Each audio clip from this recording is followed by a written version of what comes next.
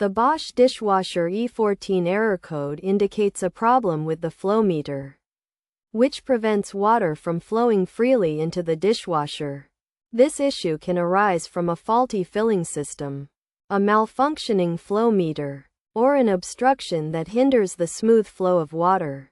To resolve this issue, the flow meter should be inspected and potentially replaced. This can be done by disconnecting the dishwasher from the main power supply, opening the top and side panels, and locating the flow meter to check for any faults, such as corrosion. If the flow meter is found to be faulty, it can be replaced. Alternatively, if the issue persists after attempting this solution, contacting the customer service department for further assistance is recommended, with support available by calling 1-800-944-9204.